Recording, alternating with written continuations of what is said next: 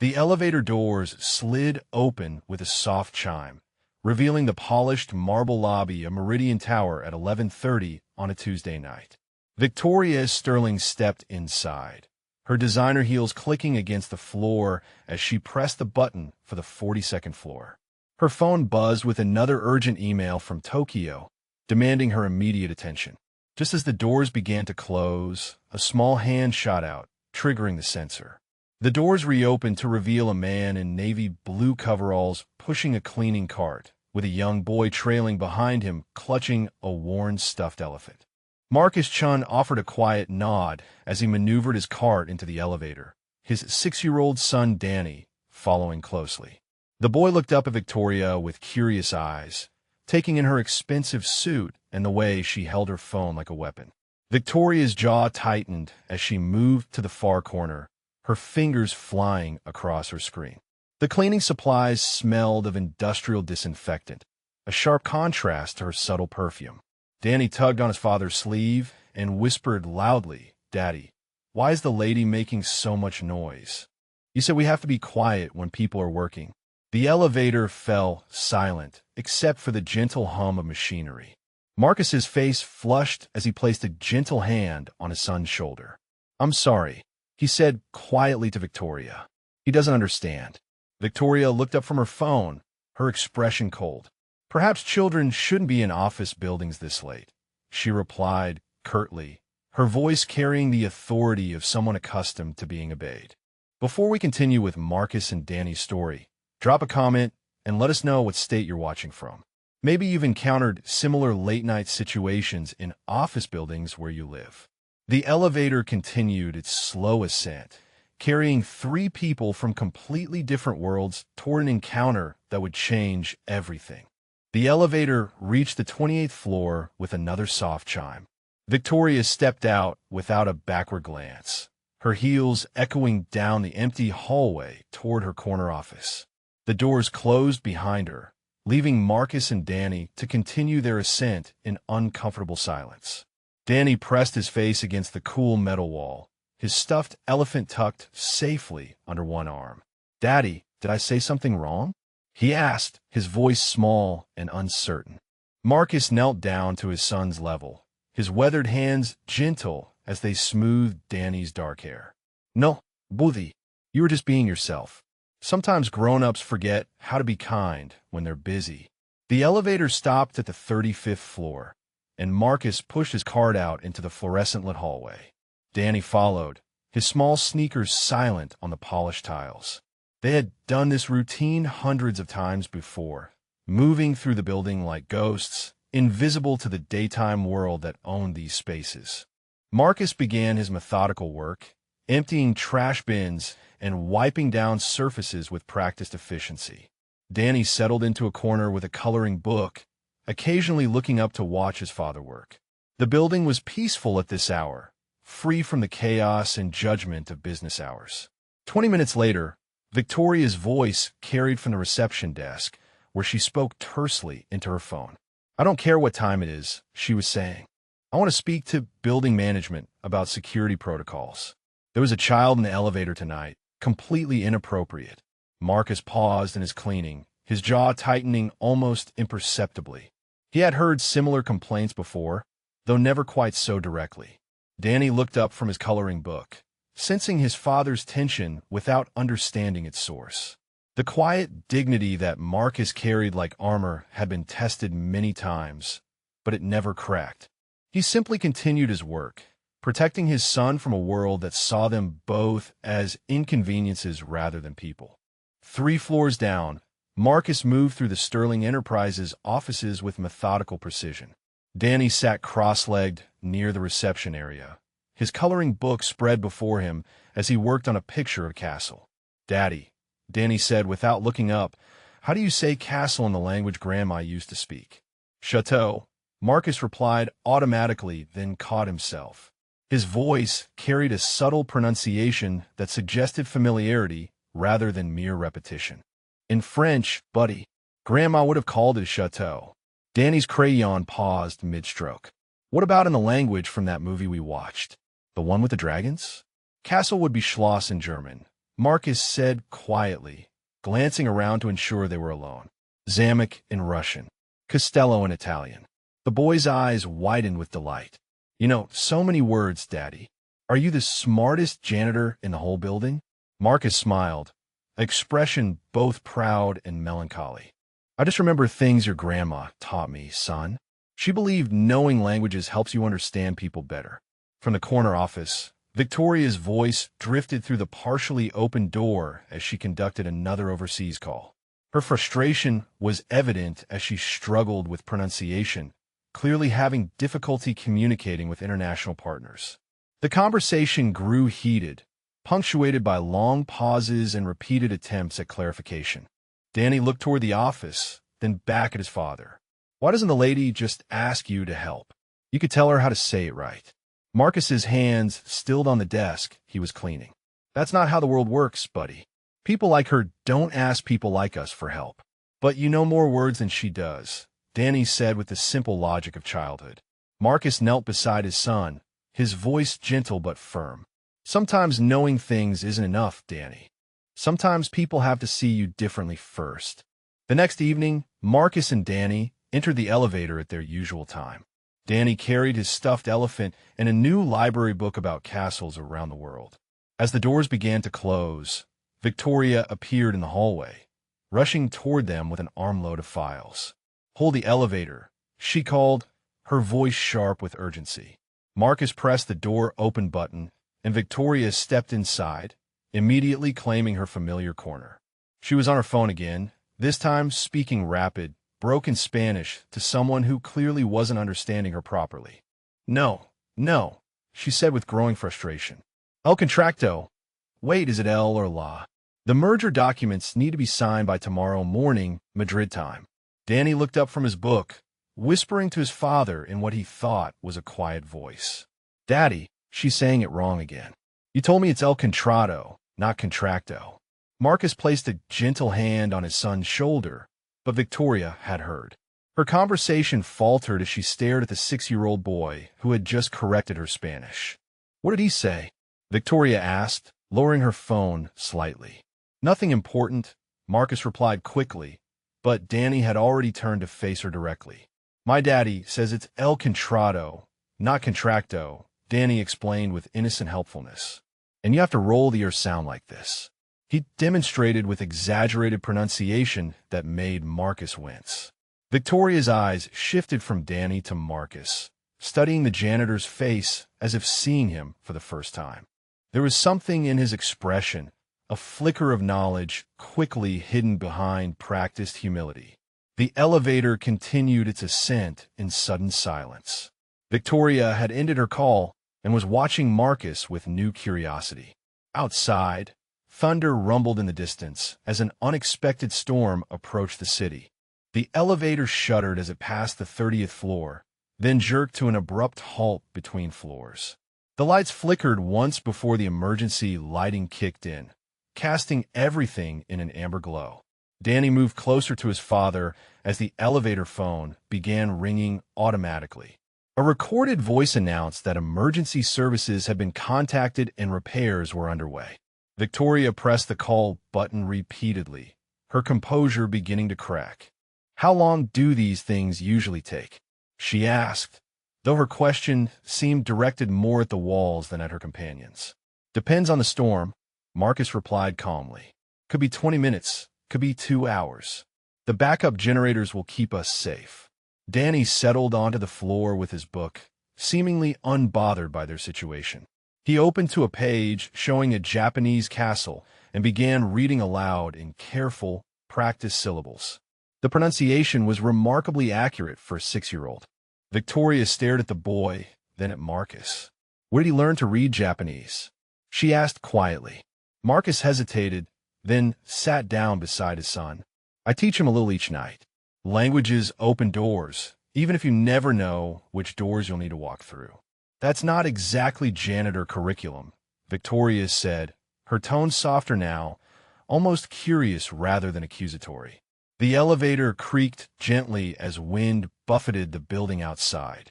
Marcus was quiet for a long moment, watching Danny trace the Japanese characters with his finger. I used to teach, Marcus said finally. Before Danny. Before everything changed. But that doesn't matter now. What matters is making sure he has opportunities one never had. Victoria leaned against the elevator wall, studying this man who seemed to contain depth she had never bothered to notice. The storm outside grew stronger, and somehow the confined space felt less like a trap and more like a cocoon where honest conversation might finally be possible. The elevator lurched back to life after 90 minutes, carrying them to freedom with a mechanical sigh. As the doors opened, Danny jumped up excitedly, clutching his book and elephant. Emergency technicians waited in the lobby, asking if everyone was all right. "We're fine," Marcus said, gathering his cleaning supplies. Danny waved goodbye to Victoria as they headed toward the service corridors. Victoria watched them disappear, Marcus's words echoing in her mind. She had learned more about him in those 90 minutes than in all their previous encounters combined. A former teacher who spoke multiple languages, now pushing a janitor's cart through her building every night. Over the following weeks, Victoria found herself paying attention to details she had never noticed before. Marcus moved through his work with an efficiency that suggested intelligence, not just routine. He organized his supplies with the precision of someone accustomed to complex systems. One evening, she observed him helping Danny with homework at a small table near the reception desk. Marcus switched effortlessly between English and what sounded like Mandarin, then helped with a math problem that looked like advanced algebra. Another night, she overheard him quietly correcting Danny's pronunciation of German words as they practiced together. The boy was reading from a children's book about European fairy tales, and Marcus provided cultural context that went far beyond simple translation. Victoria began arriving earlier, staying later, finding excuses to be in the building during Marcus's shift. She watched as he treated every surface, every task with the same respect he might have once shown a classroom full of students. The building's night security guard, an older man named Frank, clearly respected Marcus. Their conversations revealed a friendship built on mutual dignity. Two men who understood the value of honest work regardless of how others might perceive it. Victoria's perspective shifted gradually, like adjusting the focus on a camera. She began to see not just a janitor and his son, but a devoted father preserving his child's future while maintaining his own quiet dignity. Victoria's phone buzzed incessantly as she paced her office at 10:30 on a Thursday night. The Nakamura deal, worth $47 million, was falling apart over cultural misunderstandings and translation errors. Her usual interpreters were unavailable, and the Tokyo executives were threatening to withdraw from negotiations entirely. She had called 3 different translation services, but none could provide the nuanced understanding needed for such delicate business discussions. The contract contained subtle legal terminology that required both linguistic precision and cultural sensitivity. Downstairs, Marcus was teaching Danny how to write his name in Arabic script when Victoria's frustrated voice carried through the open office door. She was attempting another call to Japan, her pronunciation of honorific terms so mangled that Danny looked up from his writing practice. "Daddy," Danny whispered, "why doesn't she know that sin goes after the name, not before it?" Marcus glanced toward Victoria's office, where she was clearly struggling with the concept of Kigo, the complex system of respectful Japanese language. Her attempts at formal business speech were inadvertently insulting the very people she needed to impress. She called Mr. Nakamura Nakamura-kin instead of Nakamura-san. Danny continued with a giggle. "That's like calling a grown-up by their first name when you're supposed to be polite." Marcus set down his cleaning cloth, watching as Victoria ended another failed call. In the academic world he once inhabited, he had frequently consulted on international business communications, helping companies navigate the intricate protocols that governed cross-cultural negotiations. The irony wasn't lost on him. Here was a brilliant businesswoman, capable of structuring complex deals and managing multinational corporations, being defeated by the very linguistic barriers he had spent years studying and teaching others to overcome. Danny returned to his Arabic letters, but Marcus remained still, torn between his instinct to help and his understanding of the invisible walls that separated their worlds. Victoria appeared in the doorway of her office, her usual composure completely shattered. She had been watching Marcus help Danny with his homework, listening to their easy transition between languages, and something had finally clicked. "Excuse me," she said, her voice uncertain in a way Marcus had never heard before. Marcus looked up from Danny's notebook, surprised by her presence and her tone. "I need to ask you something," Victoria continued, stepping closer to their small workspace. "That deal I've been working on, the one with the Japanese company. I've been making mistakes, haven't I? Cultural mistakes." Marcus straightened slowly, unsure where this conversation was leading. "I couldn't help but overhear some of your calls," he said carefully. "Business negotiations with Japanese executives require very specific protocols." Danny looked between the two adults, sensing the importance of the moment without fully understanding it. "I'm going to lose this deal," Victoria said quietly. $47 million and 6 months of work, gone because I don't understand the subtleties of their language and customs. My interpreters are all unavailable, and I have a video conference with Mr. Nakamura in 3 hours. Marcus glanced at Danny, then back at Victoria. The weight of the moment settled around them. She was asking for his help, though she hadn't quite said the words yet. "You taught languages, didn't you?" Victoria asked directly. "Not just basic conversation, but the kind of cultural linguistics that matters in international business." Marcus nodded slowly. "I specialized in East Asian language systems and cross-cultural communication protocols. I consulted for several Fortune 500 companies before my life changed." Victoria took a deep breath. "Would you be willing to help me save this deal? Not just translate, but help me understand how to approach this properly?" Marcus looked at his son, who was watching with wide eyes, then back at Victoria. For Danny's future, for the chance to use his gifts again, he made his choice. At 1:30 in the morning, Victoria's conference room was transformed into a bridge between two worlds. Marcus sat beside her at the polished table, wearing a borrowed shirt from the executive locker room, while Danny dozed in a chair nearby, clutching his stuffed elephant. The video screen flickered to life, revealing Mr. Nakamura and 3 other executives in their Tokyo boardroom. Victoria began with her rehearsed opening, but Marcus gently touched her arm. "Allow me to establish the proper introductions," he said quietly, then turned to face the camera. "Nakamura-san," he began in flawless Japanese, his tone carrying exactly the right level of respect and formality. "I am Marcus Chun, serving as cultural liaison for Ms. Sterling this evening.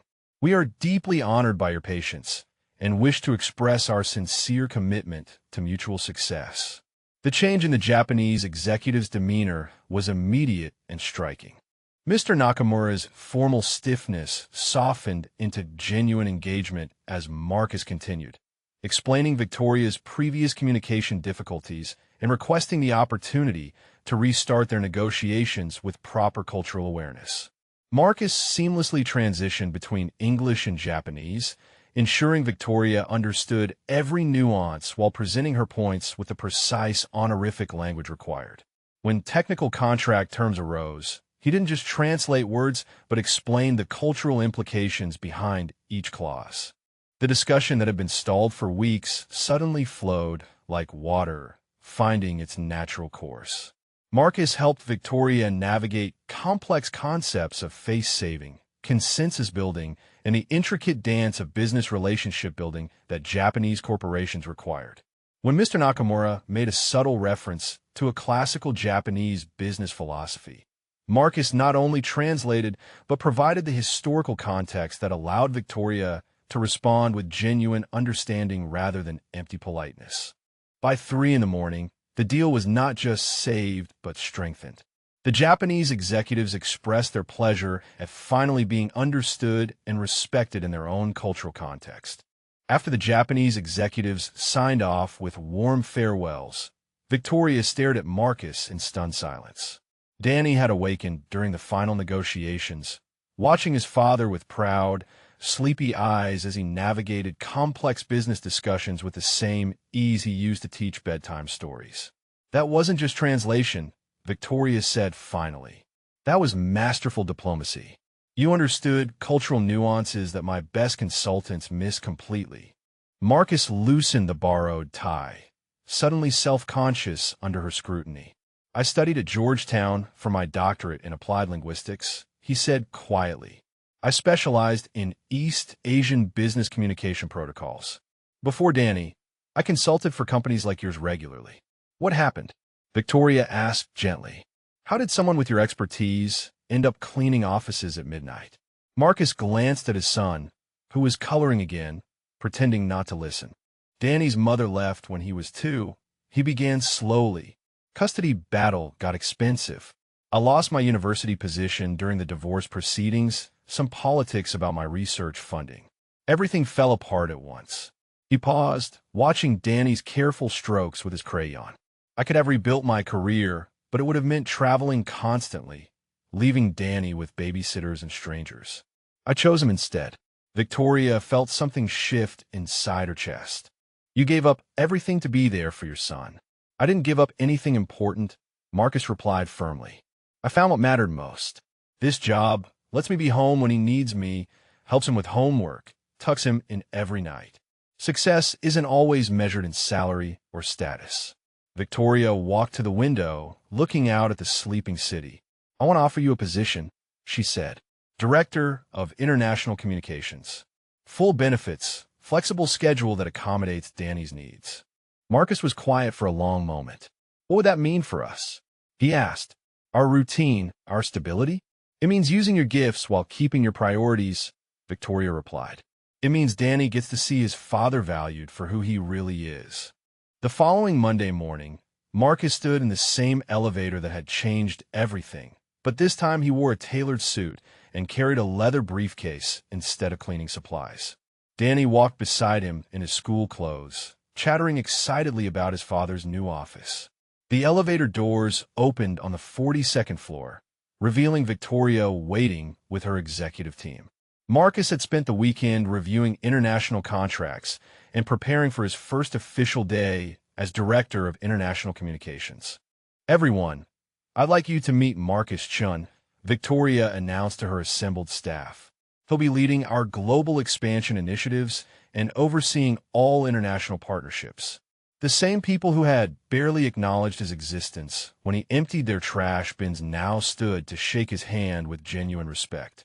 Marcus handled the introductions with quiet grace, his natural dignity unchanged by his elevated circumstances. Danny tugged on his father's jacket sleeve. Daddy, do you remember when that lady told you I shouldn't be in the elevator? He whispered loudly enough for everyone to hear. Marcus smiled, placing a protective hand on his son's shoulder. Sometimes people need time to see what's really important, buddy. Victoria stepped forward, her voice warm with emotion. Danny, your father saved one of our biggest deals last week. He's going to help our company talk to people all over the world. The boy beamed with pride, then looked up at the assembled executives. My daddy knows 7 languages, he announced proudly, and he makes the best pancakes on Saturday mornings. The room filled with gentle laughter as the tension dissolved. Marcus had found his place in this world not by abandoning who he was, but by remaining true to his values while finally being recognized for his gifts. As the meeting began, Danny settled into a corner with his books, occasionally looking up to watch his father command the room with the same quiet confidence he brought to bedtime stories and homework help.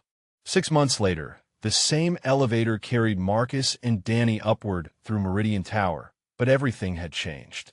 Marcus now occupied the corner office where he had once emptied trash bins, and his expertise had already saved 3 major international deals for Sterling Enterprises. Danny still accompanied his father to work occasionally, but now he had his own small desk in Marcus's office where he could do homework while his father conducted video conferences with executives in Seoul, Mumbai, and Sao Paulo.